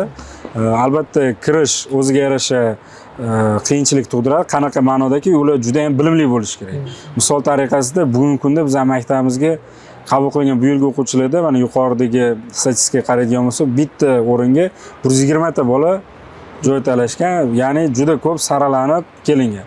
Shuning uchun juda ham ko'proq o'sha o'zlarining fanlarini va albatta ingliz tilini o'qishni tavsiya qilamiz. Ana undan keyin nasib bizning maktabga kirib, bizning tayanch maktabimiz o'quvchilariga aylanishligi mumkin. Shunda kimyo, biologiyadan boshlang'ich ko'nikmalari? Yo'q, kimyo bu yoqda o'tiladi, chunki kimyo fani 7-sinfdan o'zi. O'z maktablarda science fanlari bor, o'quvchilarimiz juda yaxshi biladi va ingliz tilida imtihon bo'ladi. Yo'qda faqat savollarni o'qib yoki yodlash emas, yo'qda mantiqiy fikrlash kerak bo'ladi. Shuning uchun yaxshilab tayyorgarlik ko'rishlik kerak. Ya'ni science fanlari bo'yicha zo'r tayyorlansa va ingliz tili bo'yicha tayyorlansa imkoniyati yuqori bo'ladi. Albatta. Yana undan tashqari yana nimalarga qarab olishlaringiz mumkin imtihonsiz? Yo'q, ular faqat shu. Albatta. Olimpiadachilar ham bor adashmasam. Albatta, bizda ana o'sha o'quvchilarimizni biz saralab, o'sha vaqt o'tib, tayyorlanib, bilimli berib, bizda olimpiada guruhlarimiz bor.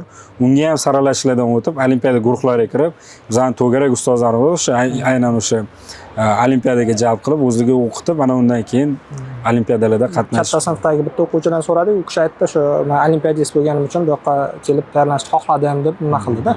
Ya'ni 8, misol uchun 9-sinf o'quvchilari ham ko'rayotgan bo'lishi mumkin. 10-sinf misol uchun bilim kuchli bo'ladigan bo'lsa, olimpiadaga maxsus tayyorlanaman deb maktabga hujjat topshirsa bo'ladimi yo aynan yetib xalqaro olimpiada g'oliblari bo'lsa, uni keyin ixtisoslashtirilgan ta'lim agentligidan tavsiya bersa, unda keyin qabul qilamiz. Tavsiya orqali nima bo'ladi? Albatta, o'sha biz o'zimiz qabul qila olmaymiz.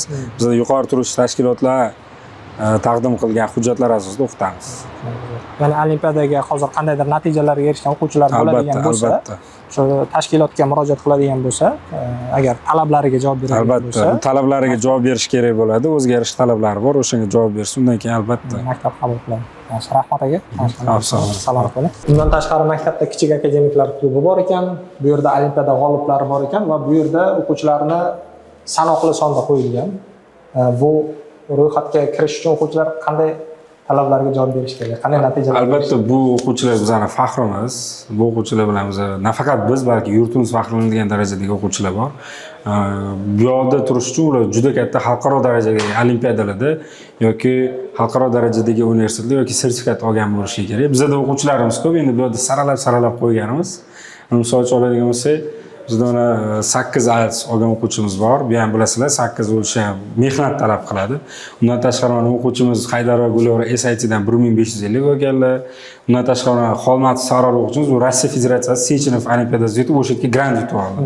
Mana bu yerda mana Rahimov Dalev o'sha olimpiadada oltin medal sohiblari mana ko'rishingiz mumkin. O'sha 21-22-yilda respublika bosqichlarida, undan keyin xalqaro darajada chiqib, 24-yilda Yoshlar ittifoqining markaziy kengashining O'zbekiston belgisi ko'krak nishoni bilan taqdirlagan. Undan tashqari mana Atxanov Elyorbek bu o'quvchimiz ham xalqaro olimpiadist va mana Muhammadov Mirjahon bu o'quvchimiz bu yili hurmatli prezidentimizning shaxsan o'zlaridan Marto'g'lon davlat mukofotini oldi. Buni biz albatta faxrlanamiz. Undan tashqari bu yerda bizda mana Azbek degan o'quvchimiz bor. Bular ham xuddi shunaqa medallarni qo'lga kiritganlar. Ya'ni bu yerda saralangan eng iqtidorli nafaqat maktabimiz, balki butun xalqimiz faxrlanadigan o'quvchilarning rasmlari qo'yiladi. Yosh akademiklarga to'xtaladigan bo'lsak, bizda albatta klubi bor. Sababi mana 2024-yil 1-aprelda hurmatli prezidentimizning akademiklar bilan uchrashish bo'yicha qarorlar, farmonlar chiqqan, 55-farmon. Shu yuzasidan biz o'sha bir chorakda 3 ta yo 4 ta o'sha Fanlar akademiyasi akademiklari bilan o'quvchilarimiz o'rtasida uchrashuvlar tashkil qilamiz. Uchrashuvlar tashkil qilamiz va o'sha bilimli, ilmli, ziyoli ustozlarimiz bizning o'quvchilarga qanaqa darajada o'sha ilm orqali yetuklikka erishish yo'llari va ilm orqali qanday qilib xalqqa foyda berish, fanga foyda bo'lishini va ularni ilmiy va ijodiy hayot yo'llari haqida gapirib berishadi. Mana hozir mana asosiy binomiz 2-qavatiga chiqdik. 2-qavatda ham mana boyagi laboratoriyada mana o'sha amaliy fanlar o'tiladigan bo'lsa, bu yerda mana nazariy fanlar o'tirish uchun mana ximiya xonamiz bu. Mana shu agar ahamiyat bergan bo'lsanglar, oldingi boshqa maktablarga ham borganda ham ahamiyat bergan bo'lsanglar, shu prezident ijod ixtisoslashgan maktablarning ko'pchiligida mana partalar mana shunaqa bittalik mana bemalol mana bu yoqqa tezda olsa bo'ladigan, chunki mana interfaol darslar o'tiladigan paytda, mana noan'anaviy darslar o'tiladigan paytda darrov guruhlarga bo'lib yuborish, o'quvchilarni har xil joyga o'tkazish maqsadda mana hamma partalari mana shunaqa qilingan. Mana bu hozir bolani bo'yiga ham moslashadi shekilli. Bolani bo'yiga ham moslashadi, har bitta moslashadi. Mana past baland bo'ladi. Stullari ham mana hammasi o'sha bemalol o'sha o'quvchilar gavdani tik tutib o'tirishi, gavdasiga zarar yetmasligiga qarab mo'ljallangan va mana hozirga mana dars o'tishga hozirga chiqib ketishgan mana. Bugungi qo'shimcha mana fakultativ darsda mana shanba kuni o'quvchilar shu hafta davomida ololmagan bilimlarni shanba kuni kelib o'qituvchilar bilan o'tirib o'shani mavzuni yetishtirib olishadi. Bu qandaydir milliyligimizni bu endi shu o'qituvchini shu sinfda o'qitayotgan ustozimizni tashabbusi bilan mana milliy burchak qilib qo'yibdi o'zi qilingan. Bu yer endi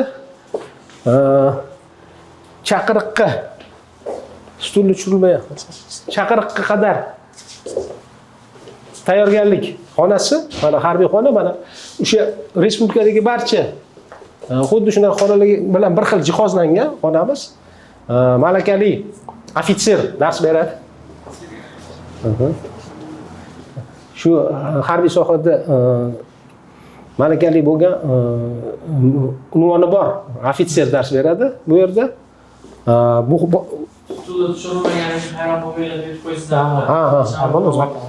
stullar tushirmaganiga hayron bo'lmanglar. U hozir farroshlar hozir mana endi tozalab, mana tepani ko'tarib bu yoqdan hozir tozalab chiqib ketishadi. Shuning uchun bu dam olish kunligi bo'lgani uchun shunaqa.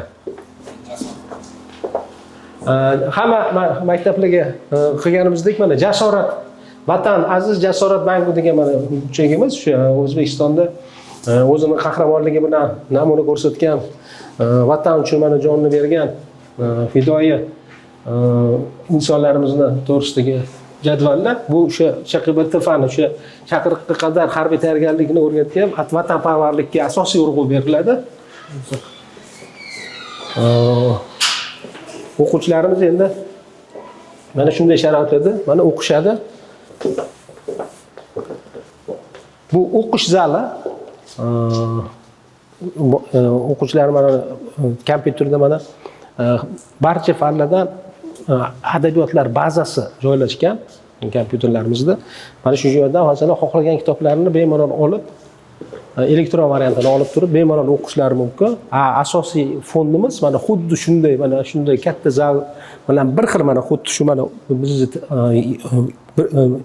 podval qismimizdagi, yerto'la qismimizdagi joy xuddi shunaqa jihozlangan, xuddi shunaqa yorug'likdagi. Bu yerda mana 10 mingdan ortiq turli xil adabiyotlarimiz bor, fondimiz u pastda joylashgan. Videoda ko'rsatib beraman. Agar mabodo agar kitob o'zini bola olib o'qiydigan bo'lsa, pastga tushadi. Kitob kutubxonachimiz, shu oliy ma'lumotli kutubxonachi bor bu yerda va o'qiydi. Agar yo elektron variant bo'ladigan bo'lsa, mana bu yerda bemalol mana kompyuterlardan olib, internetli o'sha Wi-Fi orqali hammasi qilingan, yaxshi kirurqizim. O'quvchilarga mana kitob o'qish uchun bemalol har qanaqa sharoit bor. Mana kerak bo'lsa, o'sha o'quvchi ustozlar tomonidan mana ximiya, biologiyaga oid chet el adabiyotimi, boshqa adabiyotni bemalol yetkazib berishimiz mumkin. Ustoz, endi sizni mana shu respublikadagi yetakchi direktorlardan biri deb o'zim shaxsan bilaman. Shunga baribir bizani kuzatuvchilar orasida yosh direktorlar ham bo'lishi mumkin, yo bo'lmasa eng direktorlik lavozimiga o'tayotgan insonlar ham bo'lishi mumkin-da. Ularga o'zingizni faoliyatingizdan kelib chiqqan holatda bir maslahat berib o'tirsangiz, nasib bo'lsa ularga ham foydali bo'lar edi. Albatta, maktabga direktor bo'lish uchun birinchi navbatda o'quvchilarni, bolalarni albatta yaxshi ko'rish kerak. Bu har doim sizni ko'z o'ngingizda minglab o'quvchilar o'sha keyinchalik shu taqdirida, ularni kelajakdagi taqdiriga siz ijobiy ta'sir o'tkazishingiz mumkinligini har doim o'ylab yurishingiz kerak. Hech qachon bir mas'uliyatni qo'ldan boy berishingiz kerak emas. Direktorlar mana o'zi maktabga direktor bo'lish uchun oldin juda ham o'ylab qadam qo'yishga to'g'ri keladi. Haqiqiy direktor birinchi bo'lib o'sha barcha sohada o'zi namuna bo'lishi kerak. Albatta o'zini ustida ishlab, tinimsiz ishlab, qaysi fanlar, mana barcha fanlarga siz tahlil qila olishingiz kerak. Barcha fanlardan siz o'qituvchiga, ustozga, laborantga, pedagog tarbiyachiga baho bera olishingiz kerak. Shuning uchun siz o'zingiz agar ustida ishlamasangiz, o'sha direktorlik faoliyatingizda unaqa katta muvaffaqiyatga duch kelmasligingiz mumkin. Biz endi hamma maktabga bir xil qilib bir nasihat qila olmaymiz. Chunki hamma maktabda o'ziga yarasha individual xususiyati bor. Masalan, bu maktabda hamma sharoitlar yaratilgan bo'lsa, boshqa bir maktabda umuman sharoit yo'q bo'lishi mumkin. Bu endi sharoitni o'sha hamma direktor o'sha sharoitdan kelib chiqib, baribir maqsadi bitta bo'lishi kerak, shu o'quvchilarni yaxshi o'qishi, o'quvchilarga qanaqadir bo'lsa ham o'zi imkoniyat darajasida sharoit yaratib berishi va o'quvchining hammasini taqdiri shu maktabda, mana kelajakda yaxshi inson bo'lishi yoki bo'lmasa umuman yomon inson bo'lishi shu maktabda olgan ta'limiga bog'liq ekanligini his qilib turishi kerak direktorlar. Asosan shu qolgan narsalar hammasi maktablarning o'zini xususiyatdan kelib chiqqan hamma narsa. Hamma narsa. Maktablarimizda asosan tajribali direktorlar baribir direktorlik qiladi. Bu ayniqsa umumta'lim maktablarimizda juda ham katta zo'r direktorlar armiyasi bor, lekin o'sha direktorlarda o'sha maqsad faqat bitta bo'lishi kerak, shu o'quvchilarni qanday qilib ularni kelajakda vatanimizga, yurtimizga yaxshi kerak bo'ladigan foydali insonlar qilib shakllanishida shu maktab direktori asosiy rolni o'ynaydi. Rahmat ustoz, sizga kattakon suhbat uchun ham rahmat. Mana shu joyda agar suhbatimizni yakunlaydigan bo'lsak, nasib bo'lsa, maktabni ko'rdingizlar, menga shaxsan yoqdi, sizlarga ham yoqdi deb o'ylayman. Agar sizning farzandingiz 6-sinf bo'lsa va mana shu yilning oxirida aynan shu maktabda o'qishni xohlaydigan bo'lsa, mehnatkash, harakatchan bo'ladigan bo'lsa, shu maktabda o'qishingizni tavsiya qilaman imtihon topshirgan holatda. Ustoz, endi aytilmagan qandaydir gaplar bo'lsa, biz so'ramagan gaplar bo'lsa, o'zingiz aytib o'tadigan bo'lsangiz. Mana endi biz har doim imkoniyatdan foydalanamiz. Biz qanaqa kim bilan shu suhbat olib boradigan bo'lsak, shu bizning tizimimizdagi maktablarni baribir qanaqadir ijobiy tomonlarini albatta aytib o'tishga qilamiz. Mana juda ham ko'p xalqimiz orasida yoki bo'lmasa o'sha ta'lim tizimidagi o'sha xodimlar orasida mana shu prezident ijod ixtisoslashtirilgan maktablarni masalan o'sha kerakmi shu narsa yoki bo'lmasa bularni qanaqa ahamiyati bor degan savollar juda ham ko'p tug'iladi. Hali bizni maktabimiz ichiga kirmagan, bizni tizimimizdagi maktablarni yaxshi bilmagan odamlarda turli xil fikrlar bo'lishi mumkin. Mana men shu konkret bir aytishim mumkin. Mana shu aynan shu bizni millatimizni ongi rivojlanishi, madaniyat rivojlanishi, ilmga bo'lgan intilishida bu prezident ijod va ixtisoslashtirilgan maktablarning o'rni nihoyatda beqiyos. Chunki mana hozir oldin mana prezident maktabi, ijod maktabi, ixtisoslashgan maktab ochilmasdan oldin 4-sinf, 3-sinf bolasini hech kim o'quv markaziga, o'quv kurslariga bermagan hech kim. Mana shu aynan shu bizni maktablarimiz ochilgandan beri minglab viloyatlardagi eng burchak joylardagi ham o'sha ota-onalar o'zlarini farzandlarini shu maktablarga berish uchun juda hamma o'quv markazlariga berishga harakat qilishyapti. Ular o'sha o'quvchini ta'limga bo'lgan munosabat tubdan o'zgardi. Mana shu yerda. Bu bizning maktablarimizga masalan albatta juda ham kuchli raqobat asosida o'qishga kiradi.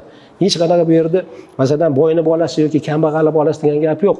Boyni bolasi ham o'qiydi, chunki u agar yaxshi o'qigan bo'lsa, kambag'alli bolasi ham agar yaxshi o'qigan bo'lsa, albatta bu o'qishga kiradi. Va shuning uchun bu maktablarning ahamiyati nihoyatda beqiyos deb bilaman. Shu yurtimizda mana ta'lim tizimini jadallashishiga, ayniqsa o'sha aholimiz o'zini farzandini o'qitishga bo'lgan ishtiyoq aynan shu bizning maktablarimiz ochilgandan keyin juda ham yaxshi kuchaydi, ko'payib ketdi. Ya'ni o'quvchilar shu maktabga kira olmagan taqdirda ham bo'lmadi deganda kuchli bilimga ega bo'lib xuddi shunday. Mana matematikaga masalan bizga matematikadan yoki bo'lmasa ingliz tilidan imtihon topshiradimi, bu maktabga kirmagan taqdirda ham bu tayyorgarlik bilan o'zini maktabida ham juda ham zo'r o'qish mumkin. Va bolada endi ko'chada bekor yurishga emas, ilm olishga intilish kuchaydi mana bu maktabda qaragan. O'zi fikrlash doirasi mana kuchaydi. Fikrlaringizga qo'shilaman. Rahmat kattakon ustoz, maktabni to'liq o'zi shaxsan ko'rsatganingiz uchun faoliyatingizga omadlar tilaymiz. Sog' bo'ling, salomat bo'ling. Rahmat. Boshda aytib o'tgan edim, taassurotlar zo'r bo'ladi baribir sizlarda oxirida deb. Shu taassurot rostdan zo'r bo'ldimi? Ha, a'lo bo'ldi. Rostdan. Sog' bo'ling. Rahmat, salomat. Maktabdan chiqib ketish jarayonida o'quvchilarni ko'rib qoldik. Ulardan yana bir maktab haqida o'zini fikrlarini so'rab qolamiz. Ismingiz nima? Assalomu alaykum, ismim Feruza. Bu maktabda 11-sinf o'quvchisiman. Maktabimiz juda ham zo'r. Kimyo, biologiya, ixtisoslashtirilgan hamma fanlar shu ixtisoslashtirilgan fanlarimiz chuqur o'rgatiladi. Amaliy ishlar bilan hammasi. Assalomu alaykum, men ham shu maktabning 11-sinf o'quvchisiman. Bu maktabimiz juda ham zo'r, rostdan. Ixtisoslashtirilgan fanlar juda ham chuqur o'qitiladi. Bundan tashqari o'quvchilar dam olish uchun turli xil loyihalar, o'yinlar tashkil qilinadi. Undan tashqari suzuvchi havzalari bor. Maktabimiz zo'r, o'zimga yoqadi juda ham. Yoshlarga nima maslahat berasiz? Chunki mana bu hozir katta odamlar biz aytadigan bo'lsak, ularga qandaydir noto'g'ri tushunishi mumkin, his qila olmaysiz. Siz u narsani his qilib imtihon topshirgansiz. O'sha narsalarda qanday tayyorgarlik ko'rishsa, bu maktabga bemalol kirishlari mumkin. Asosan bu maktabga kirishda biologiya va IQ, o'sha matematikadan testlar bo'ladi. Ko'proq biologiyani va matematikani yaxshi o'rganib kirishlari kerak, chunki bu maktabda 7-sinfda hamma joyda ham kimyo o'qitiladi. Albatta matematika kerak bu yerga. Biologiyada ham matematika ham muhim. Matematika bilan. Rahmat, siz Nodira. Nodira, siz nechanchi sinfda o'qiysiz? Men 11-sinfda o'qiyman. Siz nima maslahat berasiz yoshlarga? Men 6-sinflar Ibn Sinoga kirish uchun o'zi bu yoqda imkoniyatlar ko'p. Birinchi o'rinda maktab haqida o'ylab turib, maktab haqida ko'proq izlanib ko'rishsa, motivatsiyalari so'nmaydi. Keyin imtihonlarda hozir biologiya ingliz tilidan bo'ladi. Ingliz tillarini ham yaxshi kuchaytirib turishlari kerak. Grammatikalari o'zi yaxshi bo'lsa, imtihonlarda grammatikaga doir bo'lgani uchun endi testda faqat grammatikani tekshirsa bo'ladi-da. O'shani grammatikani yaxshi o'rgansa, keyin biologiyadan shu darsliklarni o'qib, yaxshi tushunib, mohiyatiga yaxshi yetib o'rganishsa, bu yoqda ham davom ettirib yaxshi o'qishadi. Rahmat. Siz olimpiadisizda qayerda olimpiadaga chiqdingiz? Men biologiyadan olimpiadistman. Open International Biology olimpiadasiga chiqaman. Natija qanday bo'lgan? Natija bronza medal. Zo'r, tabriklaymiz. O'qishlaringizga omad, homilaringizga. Sizdan ham bitta so'raylik. Sizning familiyangiz? Olimjon Nozima. Men ham 11-sinf o'qiyman. Bu yerda 5 yildan beri o'qiymiz. Maktabimizda asosiy narsasi kiradigan o'quvchilarga bergan maslahatim bo'lsa, fanlar to'g'rilab, masalan, faqat imtihonga kirish uchun o'qishmasdan, hayot uchun tushunib o'qishlari kerak. Maktabga kirgandan keyin ham endi 7-sinf kichkina bo'ladi, o'zimizni ham boshimizdan o'tgan. Ko'proq masalan maktabda sharoitlariga yoki uydagilar uzoqda bo'lgach o'rganish olmasligi mumkin. Shu payt chidab, ozgina bir yilcha masalan qanoat bilan, sabr bilan o'qisa, keyingi yillar yaxshi o'tib ketadi. Shuning uchun asosiy beradigan maslahatim shunaqa. Uydagilarda uzoqlik bo'lgan paytida chidab ozgina odam Siz qayerdansiz? Sirdaryo viloyatidanman. Yotoqxonada turib nima qilib o'qigansizlar? Ha, yotoqxonada. Bu maktabda faqatgina masalan o'qish emas, undan tashqari anaqa o'qituvchi bilan o'quvchini orasidagi munosabatlar o'zgacha bo'ladi-da. Bu maktabga kelganim sababi ham o'zimni maktabimda o'quvchilar orasidagi munosabatlar unchalik yaxshi bo'lmagan. Sinfdoshlar orasida masalan raqobat bo'lmagan bizda. Hozir bu yerda hamma bir xil fan deyarli, yo'nalish bir xil va raqobat juda kuchli bo'ladi. Bitta maktabda o'zida. Keyin biz maktabda gap bor. Toshkent shahrida yutishdan ko'ra maktabdan chiqish qiyin alifbadaga. Shunaqa. Shuning uchun raqobat bilan odamlar kuchayadi-da. Shuning uchun maktab maslahat beraman qolganlarga ham. Rahmat kattakon, charchamanglar, o'qishlaringizga omad, salomat bo'ling. Konsertlaringizda foydali. Salomat bo'ling. Ko'rib turamiz. Charchamanglar. Bizning asosiy maqsadimiz O'zbekistonda tibbiyot va farmatsevtikani rivojlantirishga o'zimizni qandaydir darajada hissamizni qo'shishdan iborat. Lekin albatta birinchi navbatda maktabdan boshlanadi. Bu maktab aynan shu tibbiyotga va farmatsevtikaga tayyorlaydigan O'zbekistondagi eng ilg'or maktablardan biri bo'lganligi uchun bu maktabni sizga to'liq yoritib berdik. Video sizga foydali bo'ldi degan umiddamiz. Videoni so'ngida bir konkursimiz bor, shunda e'lonni beramiz. Video izohida o'zingizni maktabingizni va qaysi tumanda ekanligini yozib qoldiring va biz eng ko'p like olgan ikkita izohga o'zimizni premium kimyo kitoblarimizni sovg'a tariqasida taqdim qilamiz. Demak, birinchi kitobimizdan 10 juft, ikkinchi kitobimizdan 10 juft taqdim qilamiz. Birinchi o'rinni olganga ikkinchi kitobimizdan 10 juft, ikkinchi o'rinni olgan maktabga birinchi kitobimizdan 10 juftni sovg'a tariqasida taqdim qilamiz. Sog' bo'linglar, salomat bo'linglar.